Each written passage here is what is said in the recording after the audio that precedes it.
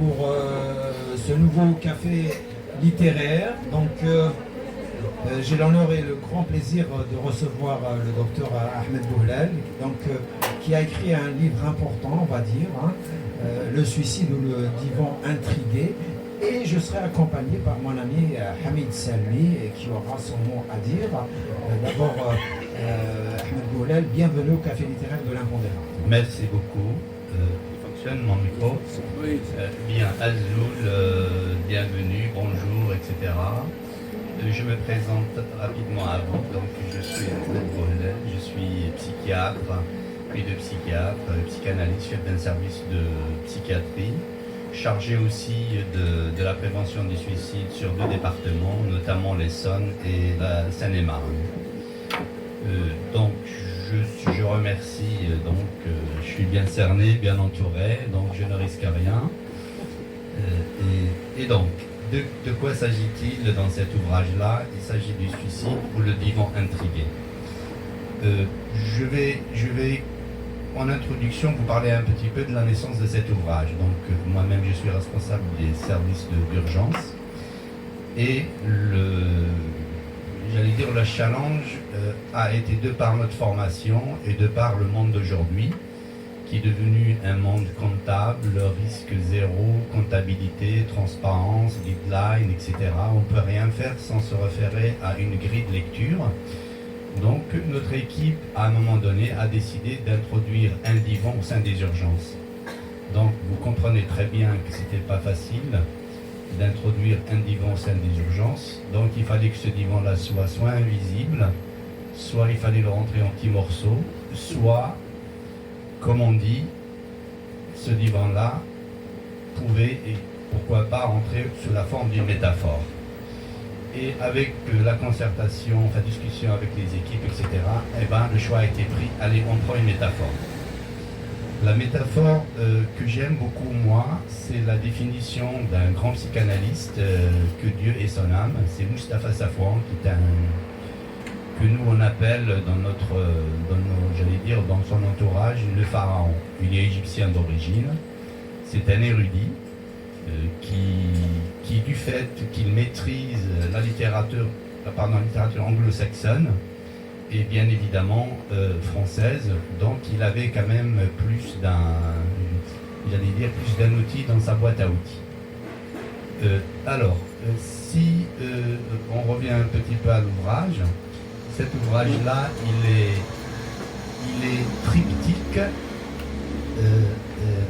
Peut-être un mot du divan, pour les gens qui n'ont pas lu la 4e de couverture, sachez que ce divan-là est constitué de planches et de planchettes. C'est un divan qui parle, mais c'est un divan qui est constitué de planches et de planchettes, de pas mal de clous rouillés, mais néanmoins, il a aussi quelques clous qui ne sont pas rouillés, et c'est des clous de maître, et donc on peut soupçonner aussi qu'il a une origine multiple. Cela dit, donc ça c'est notre divan. Bien évidemment, quand vous voyez la 4e de couverture, vous allez voir que le divan ne ressemble ni de près ni de loin au divan des psychanalystes.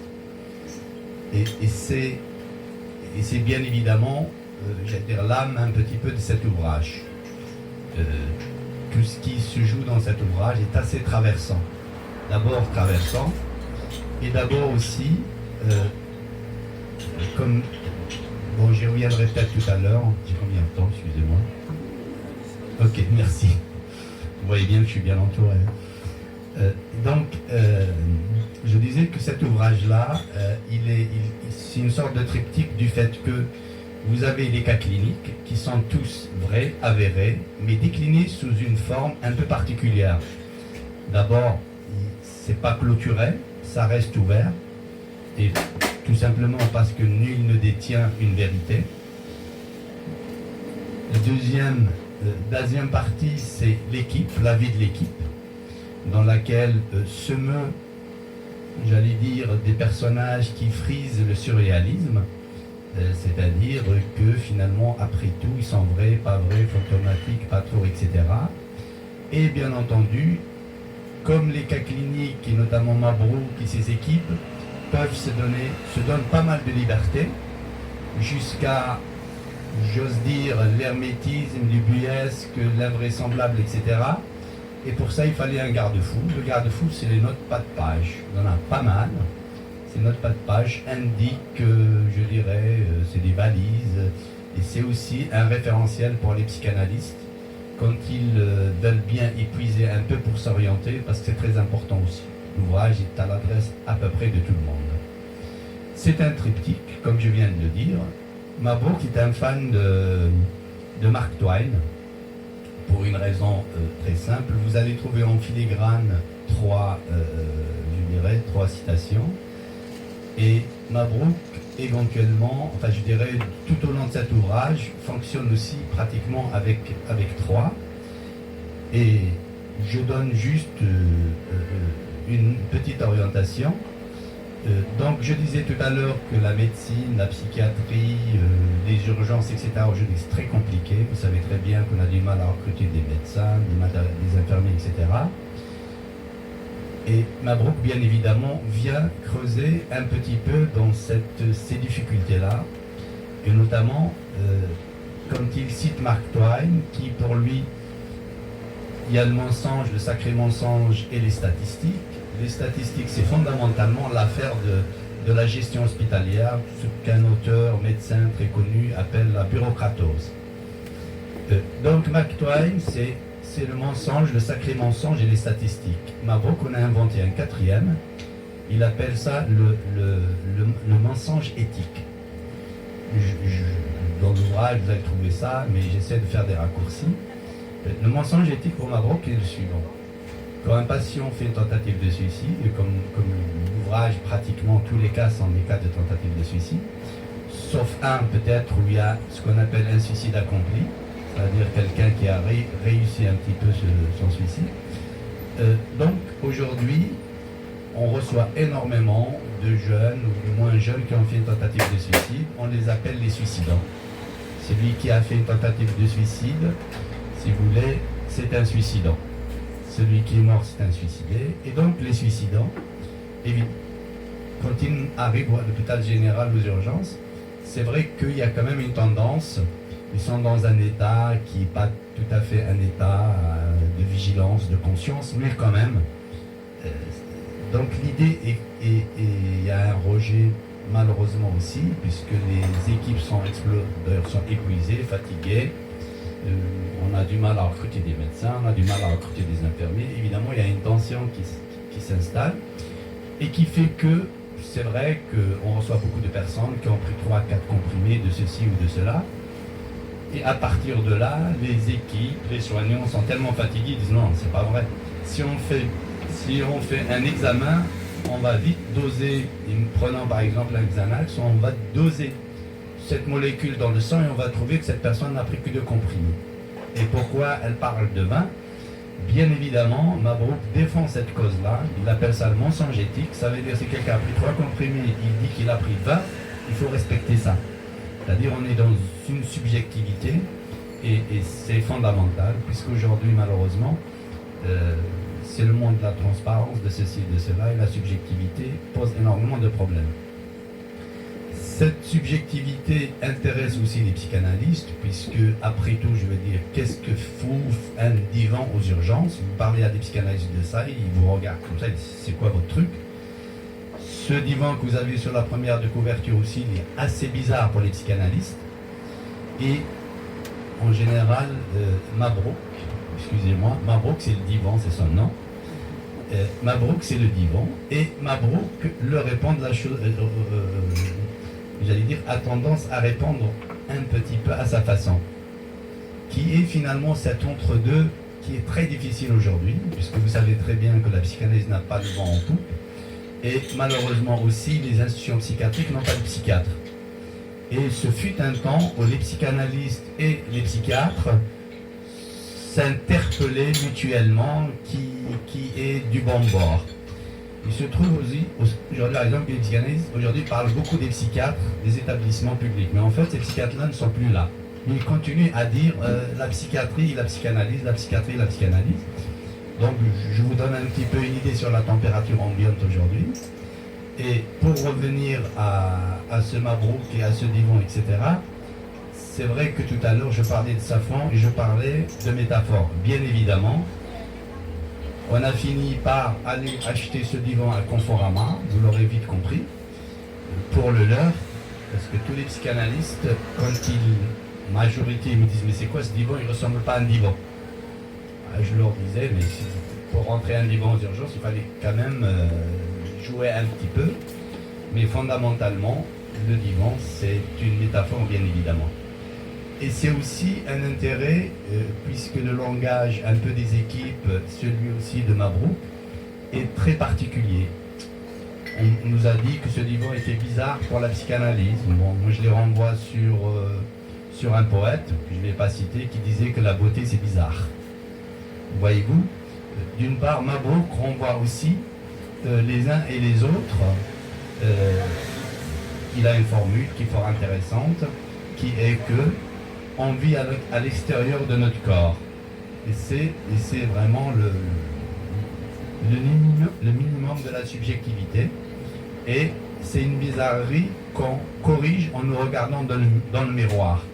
Ça aussi, c'est une bizarrerie, j'allais dire presque éthique, que renvoie Mabrouk aux personnes qui sont en quête d'un divan estampillé psychanalyse et que tout le monde reconnaît tout de suite.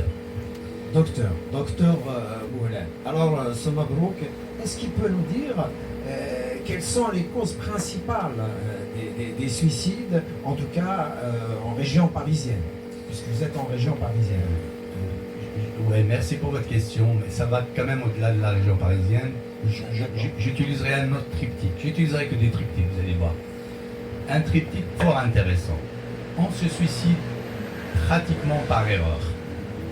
Soit une erreur sur la personne, après s'il y a des questions on peut ouvrir, soit par erreur sur la personne, on se tue au lieu de tuer l'autre, soit une erreur sur l'époque, c'est-à-dire c'est quelqu'un qui a été percuté par un traumatisme qui l'a objectivé, il ne nous reste plus qu'à faire une autre chose, je donne un petit peu aussi le remède entre guillemets, il faut se rejoindre objectivé par le traumatisme et se séparer. C'est une formule qui va. Donc ça c'est l'erreur qui est liée à l'époque. Vous avez la troisième erreur qui est un peu plus compliquée, ce qu'on appelle l'erreur par forclusion du nom du père. Et là on rentre un petit peu dans la psychopathologie. Qu'est-ce à dire? En général la psychanalyse est basée sur j'allais dire, certes sur des concepts, dans un des concepts fondamentaux, c'est le parricide symbolique. On reste dans une société encore allée phallocentrique, un peu psychanalyse du départ, et qui ouvre un petit peu sur la chose suivante. C'est que on échange en général le parricide symbolique contre la pulsion de mort. Et quand c'est pas possible, c'est là où le suicide est plutôt lié à une distorsion de la personnalité importante. Donc c'est à peu près les trois formules ou formes de suicide. On pourrait aussi en ajouter un fondamentalement important pour l'histoire qui est effectivement c'est plus lié à des écoles philosophiques ou lié aussi à des histoires, j'allais dire une histoire de l'homme, c'est-à-dire en cas de guerre, en cas de ceci ou de cela, c'est-à-dire on appelle ça un suicide vrai, c'est-à-dire un acte, au lieu d'être tué, je donne un exemple, au lieu d'être tué par les nazis, on se tue soi-même. C'est assez important de le dire comme ça. Et pour l'anecdote, ça c'est dans l'histoire des suicides, pas loin de nous, à l'époque en Angleterre, quand quelqu'un était condamné à mort, si éventuellement il se suicide avant la sentence, soit la sentence soit faite, à ce moment-là, la couronne prend ses biens totalement. J'essaie un petit peu de répondre à votre question. Très bien, docteur. Donc, je propose qu'on donne la parole à Hamid pour quelques minutes, avant de redonner la parole à la salle, et comme ça, vous allez rebondir sur toutes les questions éventuelles. Hamid. Voilà. Alors, bonsoir, merci d'être venu pour un sujet aussi quand même difficile. Temps chaud, Aïd et tout ça.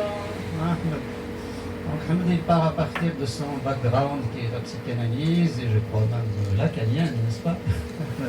Entre autres, voilà. Donc difficile à rentrer dans les concepts qui sont assez hermétiques pour les profanes. Profanes, ça veut dire ceux qui sont dehors. Profanes, profanum. Ils ne sont pas dans le temple. Peut-être pour accrocher un peu la salle et qu'il puisse être en symbiose un peu avec ce thème-là, je vais juste réagir de manière spontanée, un peu comme la salle. En écoutant Ahmed, j'étais en train de me demander qu'est-ce que j'ai comme expérience concernant le suicide, etc.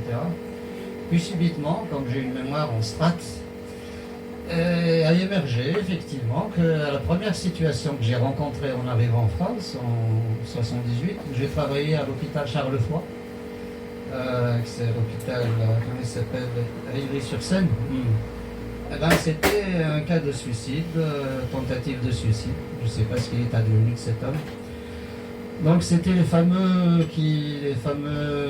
nord-africains, notamment Kabyles, qui venaient pour des névroses traumatiques. Après un séjour de 10-15 ans en France, les plaques tectoniques commençaient à s'éroder entre la culture de là-bas et la culture d'ici.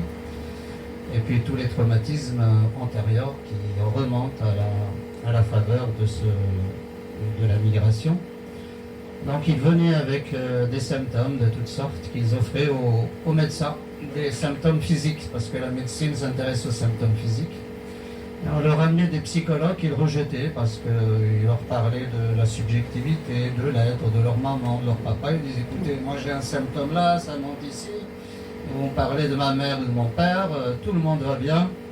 Enfin bref, pour cette histoire-là, c'était un homme donc d'origine algérienne, kabyle, où je devais faire ma première, premier entretien.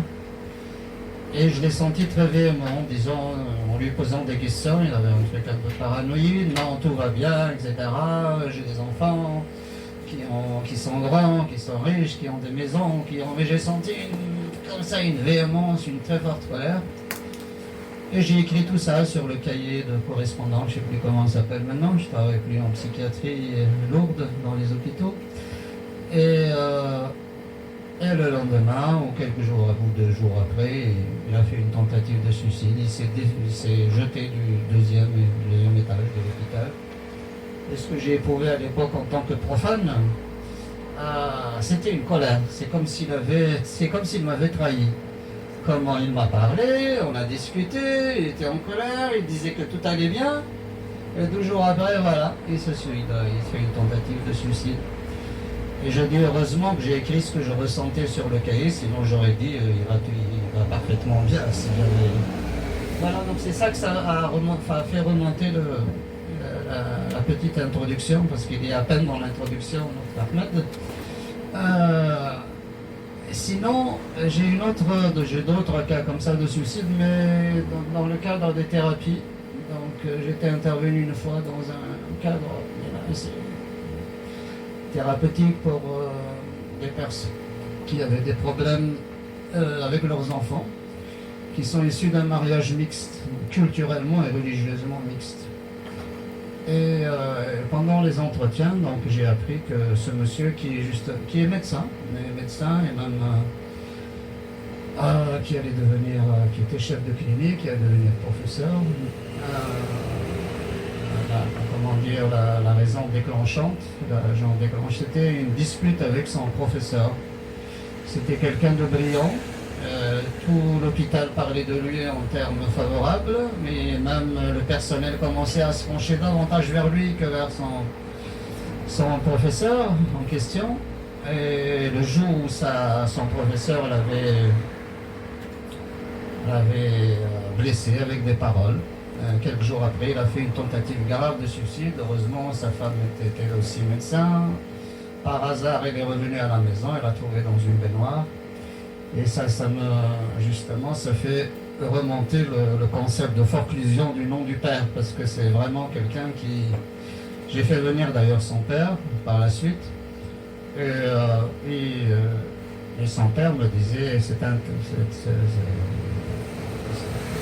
tailleur d'origine italienne, Et son fils est un enfant de seconde génération. Mais il n'a pas pu s'appuyer sur son père. C'était sa mère qui en faisait, peut-être la démo psychanalytique. Pour ça, il faisait un truc narcissique énorme. Mon fils est médecin, mon fils est médecin. Il lui a d'ailleurs reproché cela. Mais il n'avait aucun lien avec son père qui physiquement était là. Et le monsieur disait, bah moi j'étais là. Et je dis, mais quand vous étiez là, vous étiez où? Le fils ne le percevait pas, il n'y avait pas de lien entre eux. Et donc tout ça s'est répercuté par la suite via ce chemin qu'il a pris pour guérir, etc. Voilà une première intervention, Merci. une réaction Hamid. spontanée. Merci Hamid. On donne la parole à la salle pour des questions, des remarques. L'idéal, c'est que les questions soient assez concises et brèves. Voilà, la parole est à vous.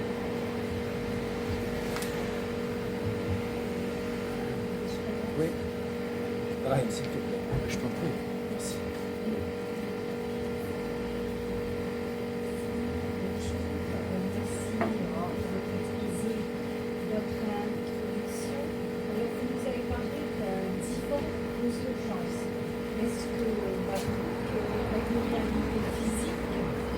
Apparemment oui, parce que je nous l'avais montré sur la couverture.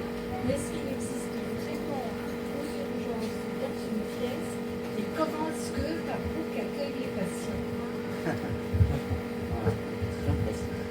Je ne pourrais pas échapper à cette question-là, mais bien évidemment que Mabrouk, tout le travail est inspiré par ce Mabrouk, mais physiquement il n'existe pas. Dommage.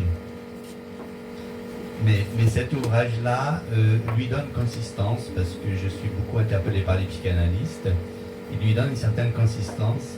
Je pense que peut-être que si vous avez l'occasion de lire le commentaire fait par Gérard Pommier sur cet ouvrage-là, dont je lis le titre de son intervention, un livre de référence incontournable sur la mort volontaire.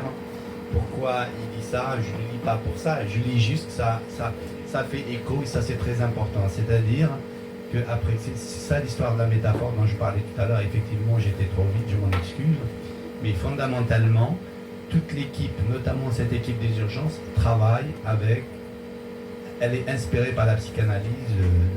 Sinon, c'est pas possible. D'autant plus, pourquoi c'est très important, parce qu'il y va du désir. Si on se contente juste, si vous voulez, du diplôme et des heures passées à travailler, à recevoir, etc., ce sera très difficile de notre époque. Par contre, si le désir est je dirais, sous-tend le travail de ces équipes-là, c'est très très important.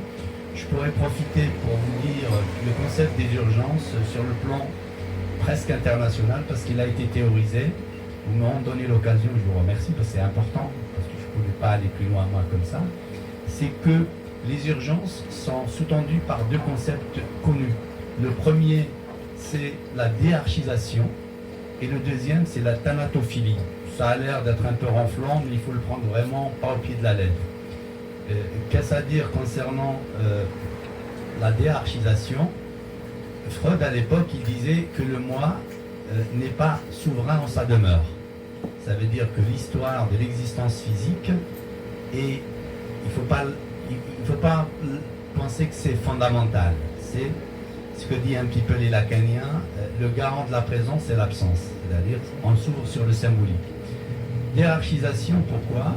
Justement, c'est ça l'intérêt. C'est-à-dire que tout un chacun accepte, c'est la démocratie. C'est-à-dire, je prends un exemple, un chef de service, notamment moi. Moi, ma place, elle peut être prise par n'importe qui de l'équipe, et ça, c'est la démocratie. C'est-à-dire une place vide que tout un chacun peut prétendre à la prendre. Ça, c'est la première des choses. S'il n'y a pas de hiérarchisation, c'est très compliqué. Mais ce n'est pas une hiérarchisation, je dirais, plate, transparente. C'est une hiérarchisation qui est liée à un concept connu, j'ai oublié le nom c'est un chercheur psychologue qui disait que liberté des contenus et fixité des procédures. Il est très connu, je suis désolé. Deuxième concept qui est la thanatophilie. Fondamentalement, pourquoi on disait ça à l'époque? On disait ça juste parce que les gens qui travaillent aux urgences, les gens qui sont dans le sang, dans le truc, dans le machin, ils adorent, notamment les réanimateurs, etc., que je côtoie au quotidien. Et ça aussi, c'est la thanatophilie, c'est juste pour moi, bien évidemment, c'est accepter, je dirais, de travailler avec, c'est pas dit comme ça, mais c'est cette fameuse pulsion de mort qui est en arrière-plan. Et à partir de là, on est astreint à ne pas confondre, si vous voulez, notre être mortel et notre mort, bien évidemment. Donc, ces deux concepts sont très importants, mais nous, on les a un petit peu, si vous voulez, pris vraiment au sens symbolique du terme. C'est pour ça que quand on dit hiérarchisation, on va dire que ça va être très compliqué. Quand on dit thanatophilie, on pense à des pervers qui adorent la pulsion, la mort, ils sont tous aux urgences, etc. etc. Donc voilà, j'ai rebondi sur votre question pour vous dire, hélas, Mabrouk n'existe pas physiquement, mais il existe fortement symboliquement, et ça sauve la mise pour nous. Oui, merci.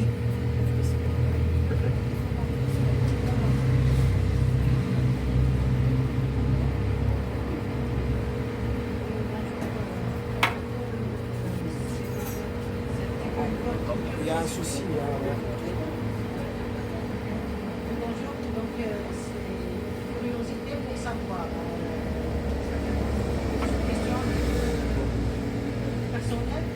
Je voulais savoir comment vous qui êtes dans ce milieu, pour exercer ce métier, il faut enlever toute empathie et sensibilité. Et aussi comment vous, après avoir absorbé tout ce que vous entendez dans la journée, comment vous protégez vous-même? Oui, merci pour votre question. Alors, si on enlève toute empathie et toute sensibilité, je m'excuse de le dire comme ça, puis c'est le vocabulaire habituel, il faut être une pierre, mais on n'est pas une pierre. Donc, absolument pas. C'est-à-dire que l'outil analytique et la métapsychologie nous aide justement à finalement nous considérer un peu comme sujet et pas comme un moi. C'est-à-dire, l'altérité doit fonctionner et l'autre, si vous voulez, aussi est toujours là. Et l'idée qui peut-être nous aide beaucoup, c'est qu'on ne considère pas la mort comme étant une finitude, ceci ou cela, nous aussi, on prend en considération la pulsion de mort.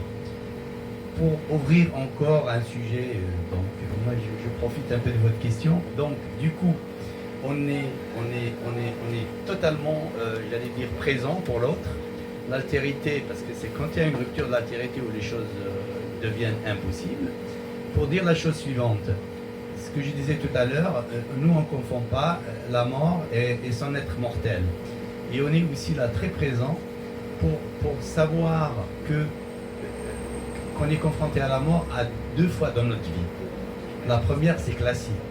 Tout le monde est familier de la mort du corps. À un moment donné, le corps s'éteint et on n'en parle plus. Mais la mort qui nous intéresse le plus, c'est probablement la mort qui est liée à, si vous voulez, à l'angoisse, j'allais dire, incestueuse ou incestueuse plutôt. C'est-à-dire qu'on a inconsciemment, précocement, nous avions été confrontés à cette première mort, à partir de laquelle on ne s'en sort pas trop mal, à partir du symbolique. C'est pas évident comme ça, mais c'est juste pour dire simplement que nous n'existons pas sans l'autre, et même s'il a fait une tentative de suicide, c'est aussi, j'allais dire, une façon comme une autre, c'est pas la mort, c'est pour ça que je précise. Et quand j'enseigne, je sors toujours cette formule-là qui est très efficace. C'est un bon remède. La tentative de suicide n'est qu'un moyen comme un autre pour abaisser son seuil de souffrance. Et c'est bon. Et quand on est parti de là, on a, je dirais, compris une bonne part de cette affaire-là. Parce que, après tout, nul n'est revenu d'une mort pour nous dire qu'il a vécu sa mort. Personne n'a vécu sa mort de toute façon. Même une fois moi mort, je ne sais pas si je pourrais transmettre quelque chose à ce sujet-là. La question est posée, la réponse, moi je ne l'ai pas. Je pense que mes anges gardiens sont en mesure d'évoquer ce sujet-là mieux que moi. Merci pour votre question. Oui. À côté. Mais c'est tout le monde. Merci. J'ai une question. Est-ce que les cliniciens, les urgentistes et les médecins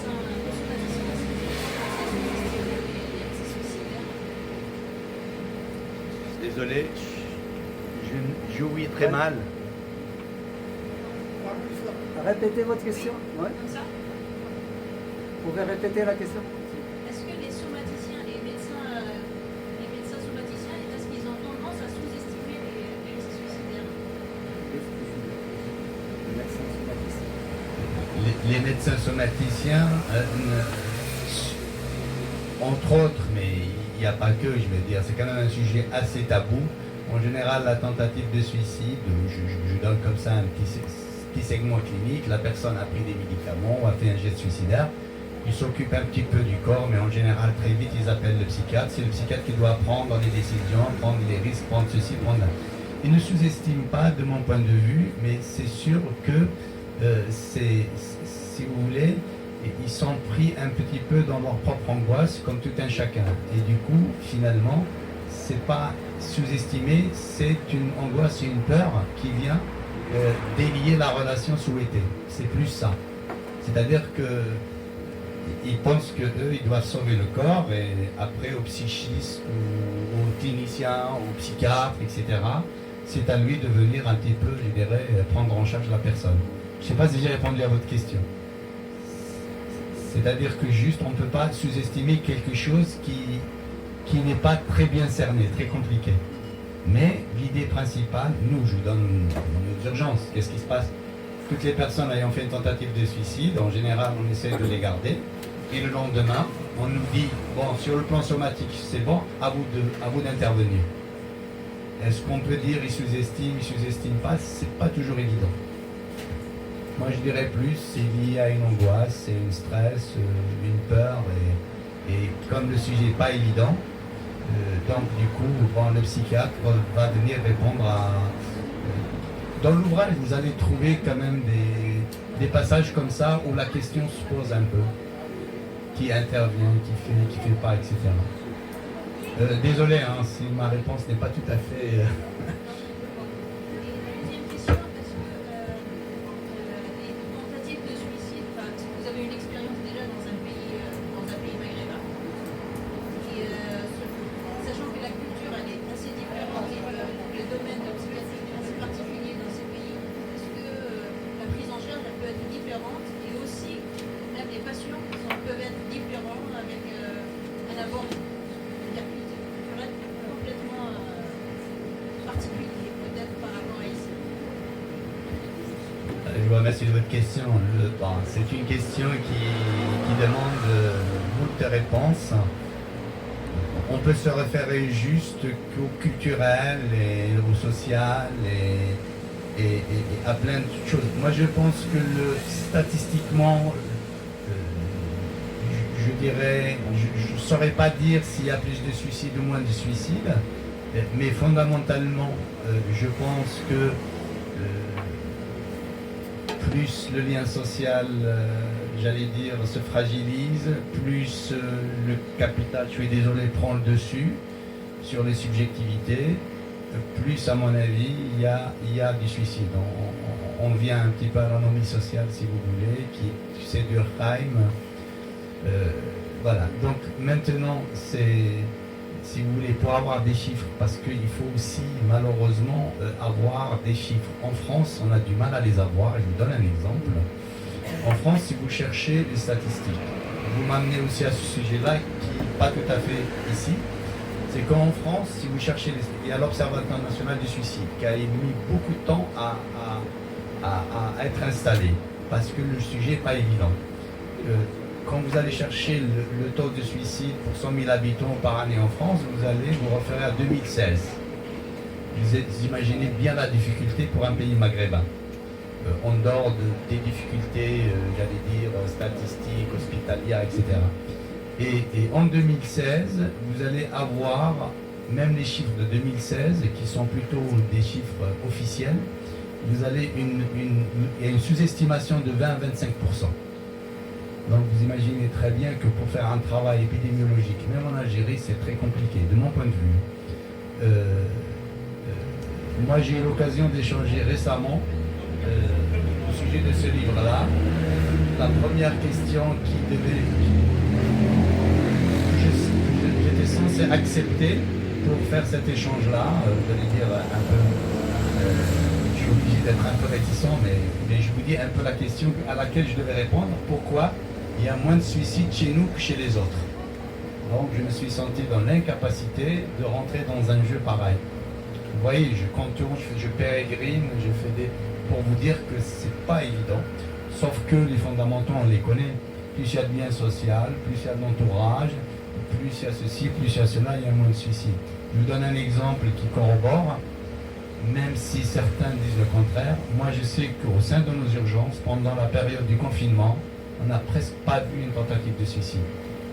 Il y a un sujet à travailler là-dessus, sauf que la dernière fois, j'étais chargé d'une supervision et j'ai rencontré des pédopsychiatres qui me disent que ce n'est pas tout à fait ça. Moi, je pense que c'est plutôt le confinement a certainement été très protecteur, de mon point de vue. C'est statistique. Merci Ahmed. Justement, c'est l'occasion de passer la parole à Zina, par laquelle vous êtes venue, au sillage du... elle a une expérience brute, elle dit tout le temps, j'ai une expérience brute, c'est pas conceptualisé, tout ça. Elle peut intervenir pour nous dire, elle a une expérience de l'autre côté, donc elle va intervenir. Merci à tous. Alors, comme le dit bien Dr Boulal, faire une comparaison d'un point de vue statistique, déjà on n'est pas épidémiologue pour faire ça. Et On n'a n'entend pas derrière, je sais pas, vous n'entendez pas. Hein. Non, je pense que le micro. Sofiane, le micro il marche pas. Il marche pas. Il marche un peu, ça va? Ah, ça va. Bon. Et là, c'est mieux peut-être. Ah, c'est mieux. Oui. Je disais que déjà en Algérie, s'il y a un manque de statistiques par ici, en Algérie c'est encore pire. Donc on a vraiment du mal à recenser le nombre de personnes suicidées. Quoi. Sinon, étudier la question de ce point de vue, ça revient aux épidémiologues qui tiennent à la fois toutes les dimensions de la question, à savoir sociale, culturelle, environnementale, biologique. Moi, je peux parler comme clinicienne sur le terrain, ça fait 20 ans que je suis dans la profession. Une toute petite expérience en France auprès de avec Dr Poulet dans le dispositif Vigilance, où il s'agit justement d'une plateforme pour reprendre contact avec des personnes qui sont passées à l'acte suicidaire. Est-ce qu'il y a plus ou moins, je ne saurais pas le dire, mais je peux parler que de mon expérience. Et je pourrais dire, le moins que je pourrais dire, c'est que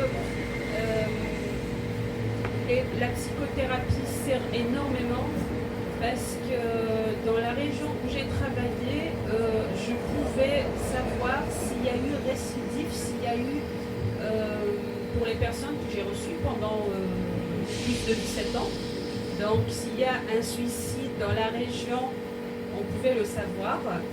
Et j'estime que l'écoute, le fait de se réinscrire dans le lien, parce qu'il y a une certaine perte d'appartenance chez les personnes qui passent à l'acte, le sentiment d'être inutile, de n'avoir pas de but dans la vie, de n'avoir plus rien à faire. Et donc je pense que le fait d'être en psychothérapie, ça les réinscrit déjà dans le lien, ça les aide à reprendre confiance en soi et en l'autre. J'estime que ça a un grand apport. Je parle de ma simple expérience de psychothérapeute pendant plus de 17 ans. Et en Algérie, quelle est ton expérience de l'autre côté? Parce que c'est ça la question qui a été posée. J'ai pas de... Tu as travaillé en Algérie, Zina? Oui, tout à fait. Tu peux nous donner ce que tu as vécu J'ai travaillé comme psychologue au sein d'un centre intermédiaire de santé mentale où la priorité justement des prises en charge était pour les suicidaires, les toxicomanes et les victimes de violences. J'ai reçu beaucoup de tentatives de suicide, parfois des personnes qui sont passées à l'acte plusieurs fois, qui ont récidivé. Et je pouvais savoir par la suite s'ils sont décédés ou pas. Comme c'est une région que je connais très bien, et là-bas, ça fait divers. À chaque fois qu'il y a un suicide, on entend parler d'une manière ou d'une autre. Et c'est pas une étude, mais je parle d'un réel clinique qui fait que le fait qu'ils soient entourés, le fait qu'ils soient écoutés, ça leur permet de se réinscrire dans le lien et de reprendre goût à la vie. Et voilà. Je crois que la question c'était est-ce que tu peux nous dire, et ton expérience, les raisons apparentes et les raisons secrètes, moins visibles, des tentatives de suicide? À quoi se réfèrent les personnes ou quelle est l'histoire à la fois qui est dite et l'histoire que toi tu as comprise derrière ce qui est dit? De ce point de vue, je ne vois pas trop de différence entre ici et là-bas. Franchement, même si mon expérience ici est courte, de ce point de vue, je pense que la personne arrive à passer à l'acte quand elle sent qu'elle est devant une impasse, une souffrance insoutenable qui fait que atténuer ça reste l'unique moyen en fait d'atténuer la souffrance et d'en finir, pas de mourir, mais comme disait le docteur Boulal, mais d'en finir avec la souffrance. Et très souvent, il y a un appel au secours, un appel à l'aide. Et j'estime que s'il est bien entendu, si on répond à cet appel, on peut éviter quand même pas mal de récidives. Même si au fond il y a quand même une certaine vulnérabilité, c'est pas tout le monde qui passe à l'acte suicidaire quand il y a une grande douleur, quand il y a des deuils, quand il y a des... Voilà, donc... dire sur la question. Merci. Merci. Je rebondis juste, Zina, comment je pourrais dire ça? Le gros problème de la sous-estimation des chiffres en France, c'est lié à la non-déclaration.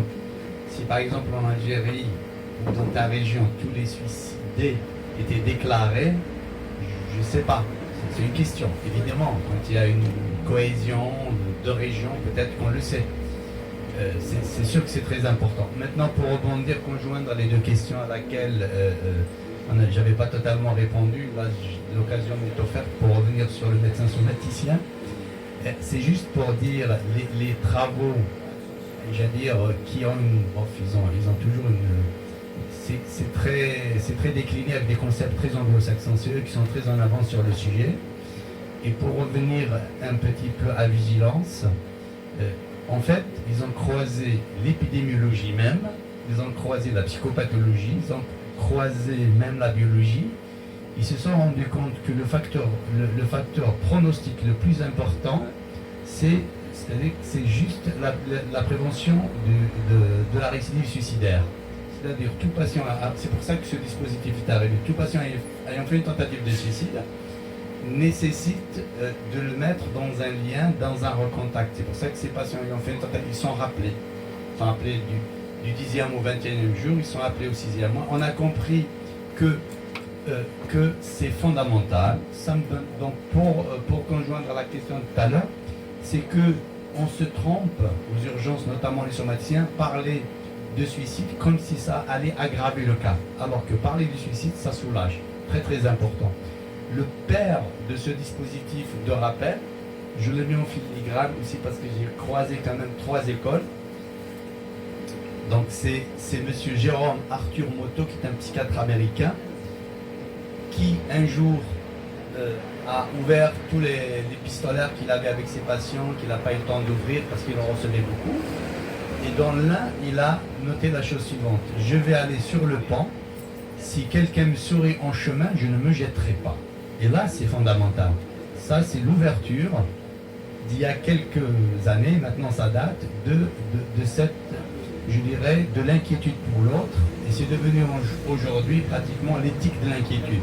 Donc le recontact est très important et parler de suicide est fondamentalement quelque chose qui protège et pas du tout quelque chose qui aggrave la situation. Voilà, l'occasion m'était donnée pour parler de ce monsieur Jérôme Moto qui finalement, malheureusement, enfin, quand il a lu cet écrit, il a compris qu'après tout, garder le lien avec les suicidants, ça aide énormément. Et aujourd'hui, c'est devenu quand même un dispositif qui a énormément de valeur sur pratiquement dans tous les pays. Et voilà, D'autres interventions, d'autres remarques? Là-bas, au fond. Là. C'est Talmina, la tourterelle.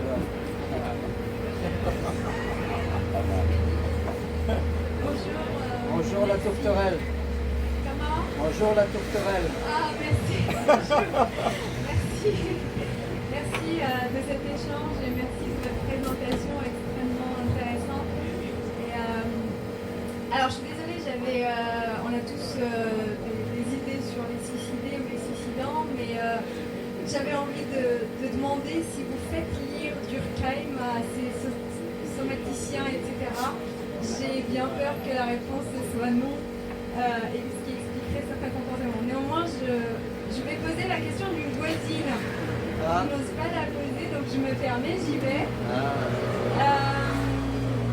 La question était en lien avec ce que tu disais, Hamid, et tu demandais à Dina, qu'est-ce qui peut pousser les personnes à mettre fin à leur vie? Est-ce que, par exemple, un chagrin d'amour pourrait le faire? Et j'avais une autre question, là, pour le coup, me concernant, mais je reviendrai. Merci.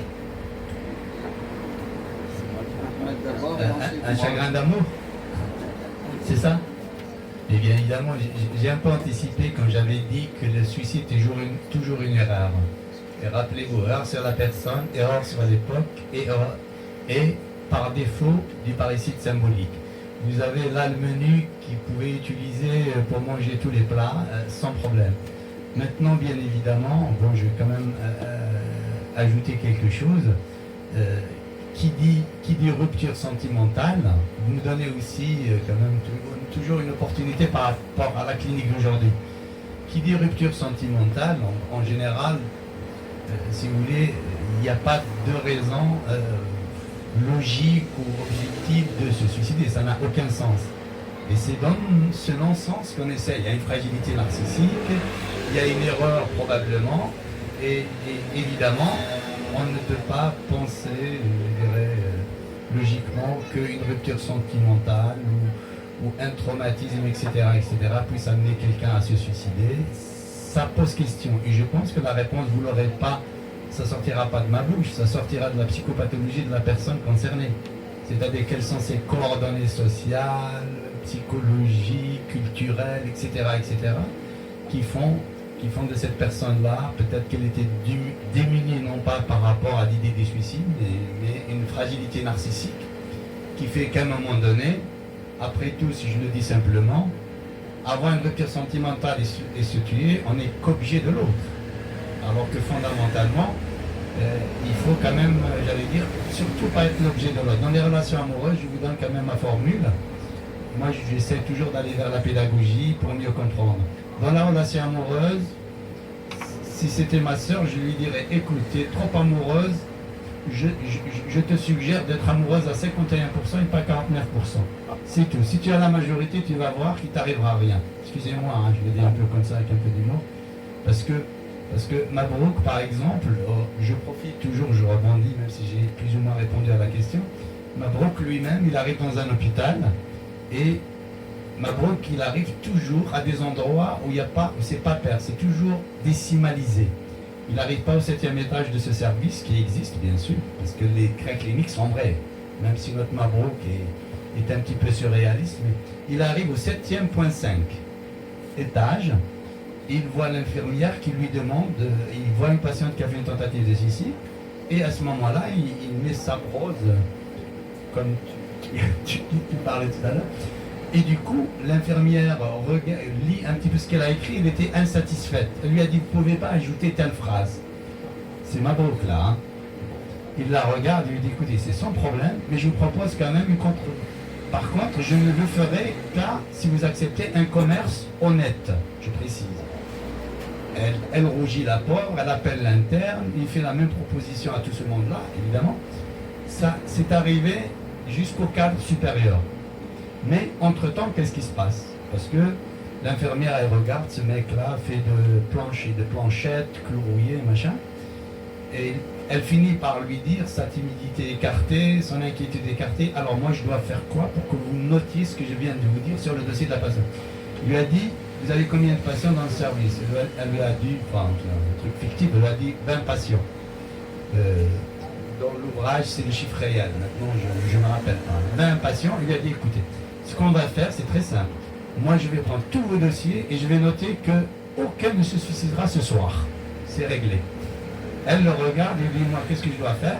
Et lui dit, vous allez me faire juste un petit papier où vous noterez que moi, je ne vais pas me suicider ce soir. Du coup, ça fait une traînée de poudre, elle a appelé son cadre, j'ai un psychiatre qui est malade, qui me fout, voilà ce qu'il me demande, etc.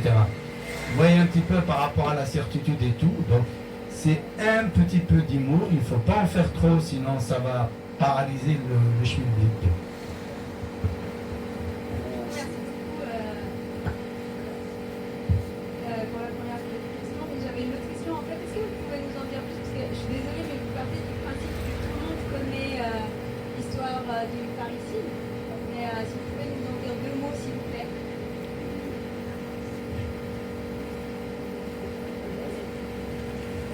Le parricide, c'est pas plus, c'est pas moins que le classique Oedipe. C'est tout. C'est-à-dire être en capacité, il y a une façon symbolique d'éliminer son père. Comme je l'ai quand même dit au départ, pour ne pas me faire moi-même suicider, je vous ai dit, on est encore dans la théorie un peu phallocentrique, etc., de l'Oedipe, du patriarcat. Ça peut s'ouvrir, mais tout simplement, ça ne veut dire que ça. C'est-à-dire que, si vous voulez, on est en capacité si vous voulez, de pouvoir dégommer le père, non pas pour le tuer physiquement ou réellement, mais pour juste, si vous voulez, il cède une place, mais c'est une place symbolique. Si on n'est pas capacité de ce meurtre symbolique, évidemment, on ne pourra jamais en finir avec la pulsion de mort. C'est pour ça, dans les 3 étages, il y a l'erreur sur la personne. Par exemple, la rupture amoureuse, la personne va, je ne dis pas qu'au lieu de suicider, elle va suicider l'autre personne, mais toujours par identification, dans notre propre histoire, on est passé par plein de choses. Pourquoi les psychanalystes ont un petit peu forcé cette Oedipe? C'est tout simplement le problème du tiers, c'est-à-dire que, quelque part, ça va de soi qu'un enfant puisse faire binôme avec sa maman. Et le propre même du symbolique, il faut qu'il y ait un tiers. Et c'est comme ça que ce tiers arrive. Mais si on n'est pas capable de trucider un jour, on s'en sortira jamais, symboliquement. C'est-à-dire qu'il va accepter, à un moment donné, si vous voulez, que je le dis à ma façon, que prenant le garçon, il est en capacité après ça de prendre épouse, et la fille, elle est en capacité de prendre époux. Sans ça, c'est très difficile, et c'est toute l'histoire de la névrose. Je ne vais pas m'étaler dessus, mais c'est juste pour vous dire, c'est un élément d'orientation qui peut être pas évident à entendre ou à comprendre, mais c'est à peu près ça, pas plus. Merci. Ça va, Tamila? T'as épuisé le réservoir des questions? Ah, Mazal. Plus simplement dit, le symbolique, c'est la transgression à perpétuité. On peut dans le symbolique transgresser sans problème. Mais en dehors des symboliques, c'est pas évident. C'est-à-dire, je peux dire à mon voisin ou pas, etc., ou à quelqu'un que je ne suis pas d'accord avec, ça peut aller jusqu'à l'agressivité, si vous voulez. C'est le symbolique qui le permet, la parole. sans ça, c'est difficile. C'est pour ça que, si vous voulez, dans la vie, on meurt de soif, de fatigue, de plein de choses, vous n'oubliez jamais de sa propre mort.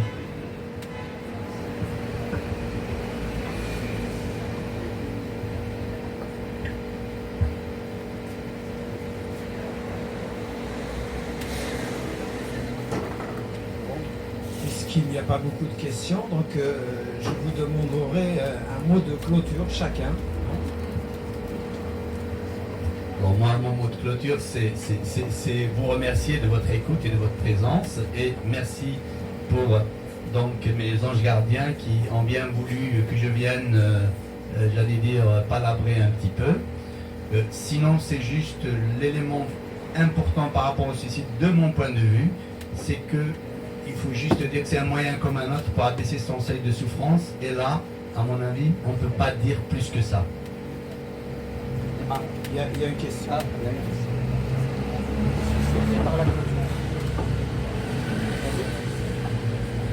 Merci. Alors j'ai compris que vous aviez un abord psychanalytique dans votre travail, comme psychiatre. Et pour moi, la psychanalyse, c'est plutôt un temps long. La tentative de suicide, la thèse, c'est une urgence. Donc c'est un peu antagoniste.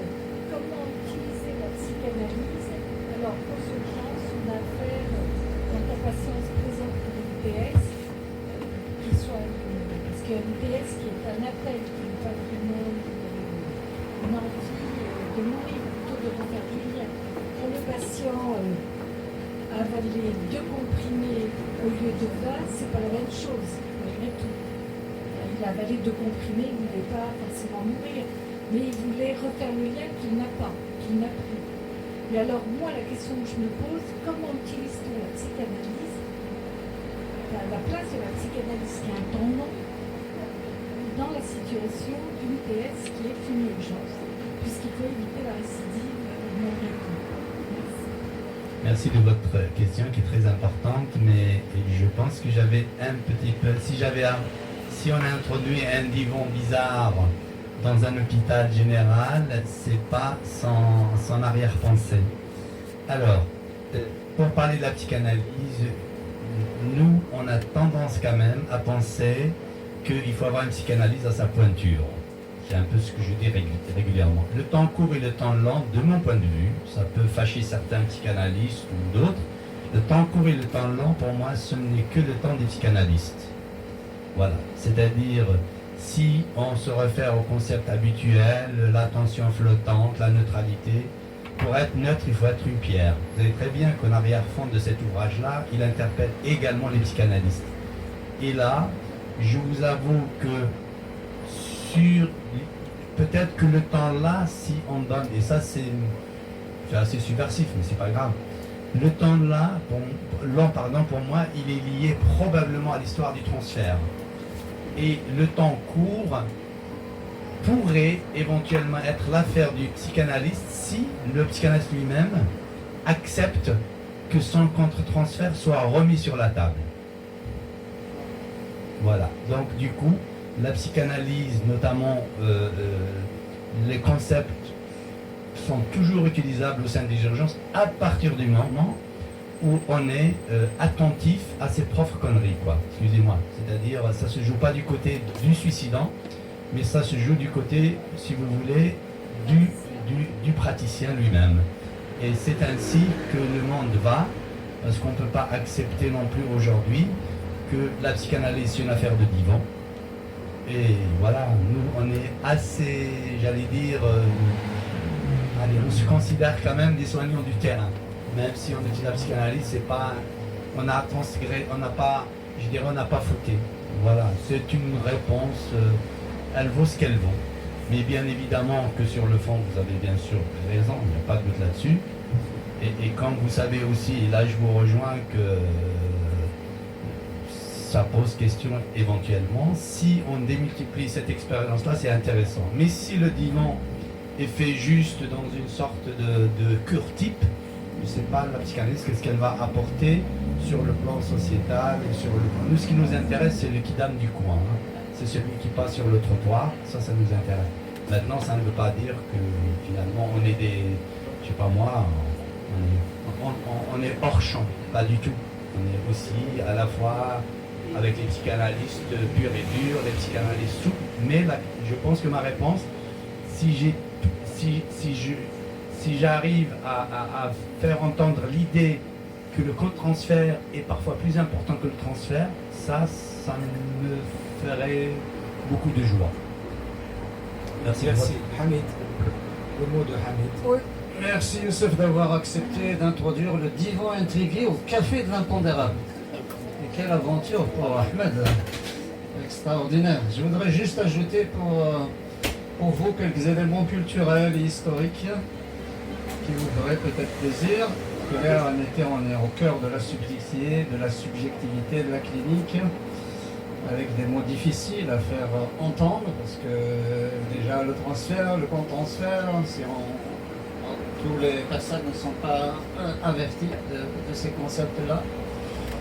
Et je vais dire quelques éléments, quelques hypothèses et quelques constats. Vous savez que souvent dans les guerres, il y a moins de suicides. Apparemment, pendant la première et la deuxième guerre mondiale, il y a eu moins de suicides, on peut le comprendre d'ailleurs. Les gens toutes leurs forces de vie sont mobilisées pour faire face à la guerre. On a aussi des fois des suicides déguisés à travers les cultures. Quand vous faites un malaise, par exemple en Malaisie, un très fort malaise, ça s'appelle faire la moque. Ça n'a rien à voir avec un din moque, des choses comme ça. Faire la moque, en fait, c'est un mot qui vient de l'arabe. Alors c'est des gens, quand ils sont fous, parce que la folie externe est déterminée par la culture, ses formes externes. Donc la personne, elle s'en va et puis elle détruit tout sur son passage jusqu'à ce qu'elle soit abattue par la police. Donc vous voyez que c'est un suicide déguisé, favorisé par des éléments culturels. Si je devais créer un lieu en rapport avec la culture, notamment la culture nord-africaine, j'aurais utilisé les notions de l'honneur. Donc souvent, les suicides viennent quand il n'y a aucune possible réparation par rapport à un déshonneur. Et même en français d'ailleurs, on est en Méditerranée, ce monde est très riche. On a la honte qu'on a, la honte qu'on est, et la honte qu'on porte. Et je pense que c'est des choses qui fonctionnent encore de manière très très forte en Afrique du Nord. Et comme vous avez ajouté le chagrin d'amour, je pense qu'il est venu avec disons, la notion de couple, l'amour, même si ça existait déjà dans des contes, dans des histoires anciennes. Mais il n'empêche que quand on est dans une situation d'alliance entre deux groupes, donc vous savez bien que c'est pas ce qui détermine la relation, c'est le lien entre deux groupes et pas la relation d'amour. De part, ensuite, il y a une affection, peut-être de l'amour, et qui vient par la suite. Mais en tous les cas, j'ai l'impression que plus la famille devient nucléaire, et plus ça aggrave les situations d'amour, mais ça aggrave aussi ce dont Ahmed a parlé par rapport à la question de Tamila, du symbolique. Quand on est inscrit dans une culture traditionnelle, on se réfère à l'ancêtre. Donc l'ancêtre fait figure de tierce. Et plus la famille se définit dans ce triangle père, mère et enfant, plus ce qu'on appelle le DIP se réactive de manière très très forte. Et la migration chez les migrants crée cette situation-là, où on ne voit pas l'ancêtre derrière le père, parce que le lieu de l'assemblée du village, le cimetière, les vieux du village, les grands-parents ne sont pas là. On voit le père et on n'a pas envie de se soumettre au père parce qu'on se soumet entre guillemets à l'ancêtre, à condition que le père lui-même se soumette à l'ancêtre. Et à ce moment-là, ça peut éviter, on est en plein Eid, et d'ailleurs qui célèbre cette histoire de filicide, plutôt, hein, c'est comme Chronos, c'est-à-dire un père qui dévore ses enfants. Et donc dans l'histoire biblique et l'histoire coranique véhiculent cette histoire de manière différente. Parce que dans l'histoire biblique, Abraham ne dit pas à son fils, il lui cache, il lui dit pas qu'il va le sacrifier. J'ai l'impression que les histoires qui existent chez nous sont plutôt inspirées de l'histoire biblique, étonnamment. Alors que dans l'histoire purement coranique, c'est le père, le père dit à son fils qu'il va le sacrifier. Il dit que c'est le bon Dieu qui lui a demandé, et c'est le fils. Le père est un peu réticent et c'est le fils qui l'incite, qui lui dit fais ce que Dieu a exigé de toi. Donc ça détermine des psychologies un peu différentes, des psychologies collectives différentes. Voilà ce que je voulais vous dire de manière très très ramassée. Et merci à Ahmed d'être venu, et merci à Youssef de nous avoir accueillis. Merci à toi aussi Hamid, merci Ahmed, merci à vous toutes et à vous tous. Et à la semaine prochaine, je recevrai Tariq Mira. Voilà. Merci beaucoup, on peut continuer la discussion autour d'un verre.